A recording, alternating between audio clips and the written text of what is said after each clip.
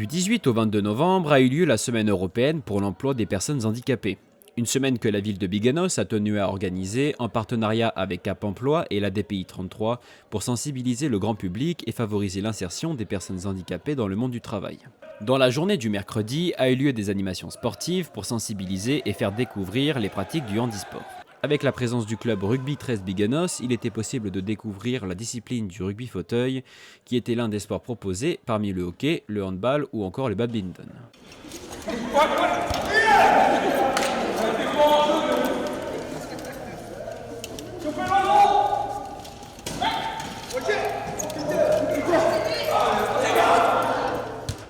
On est réunis aujourd'hui dans le cadre de la semaine de l'handicap et nous essayons de faire découvrir à des valides qui ne connaissent pas le rugby fauteuil à Biganos, puisque c'est notre spécialité, et on est content de pouvoir partager avec des valides cette journée conviviale, et puis j'espère qu'il en ressortira quelque chose d'intéressant pour eux et puis pour nous aussi. Pour nous, il était très intéressant de participer justement à cette semaine du handicap tout au long de la semaine, et notamment cet après-midi avec l'initiation du rugby à 13 sur fauteuil. Et on voit qu'on a beaucoup de boulot à faire, que c'est très physique aussi. C'est surprenant et ça fait un peu mal aux mains. Enfin, voilà, c'est très intéressant de découvrir cette discipline. Donc merci de nous recevoir, c'est très agréable. C'est gentil à vous. Nous, notamment hier soir, on en a parlé lors du débat qu'il y a eu après la projection au ciné-débat. Je trouverais intéressant avec le RCBA qu'on fasse comme on fait un peu cet après-midi. Donc là, on est que 4-5 joueurs puisque forcément il y en a beaucoup, la plupart travaillent, on travaille tous. Donc voilà, on n'a pas pu se libérer tous malheureusement. Mais pourquoi pas un jour essayer de faire une petite journée conviviale et essayer de mettre quelque chose en place de sympa et avec un petit barbecue dans les valeurs du rugby qui sont chères à notre club et au vôtre, j'imagine. Donc, et à nous aussi, c'est pareil. Ouais, voilà. Moi, je suis d'accord aussi de cet échange qui peut être qu'enrichissant.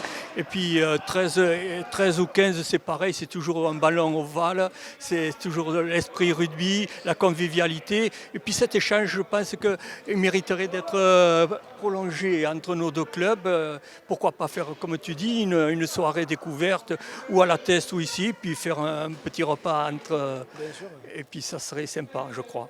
On est ici, je suis venu aujourd'hui pour faire une petite sensibilisation sur le handicap physique et sur le handisport auprès des différentes personnes qui étaient présentes ce matin à la petite réunion. Et là cet après-midi, du coup, je viens me proposer un parcours déficient visuel dehors. Voilà, pour sensibiliser les gens un petit peu à la déficience visuelle et à la difficulté que ça peut être de se déplacer quand on est en situation de déficience visuelle. Après, au comité, du coup, nous, on travaille principalement avec des personnes en situation de handicap physique, donc handicap moteur ou handicap sensoriel.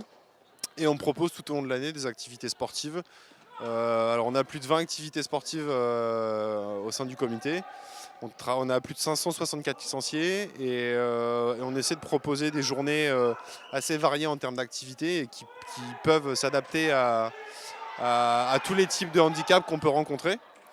Et voilà, donc on a pas mal de petites journées comme aujourd'hui de sensibilisation. Ça permet de faire découvrir un petit peu au grand public les différents types de handicaps qui peuvent exister, les différentes possibilités de pratique qu'il y a. Les principaux retours qu'on a, alors pas forcément aujourd'hui, mais sur les journées qu'on organise, c'est en effet la difficulté de se déplacer quand on est soit en fauteuil, soit déficient visuel. Et après, c'est aussi « Ah, mais je pensais pas qu'il pouvait faire ça, quoi ».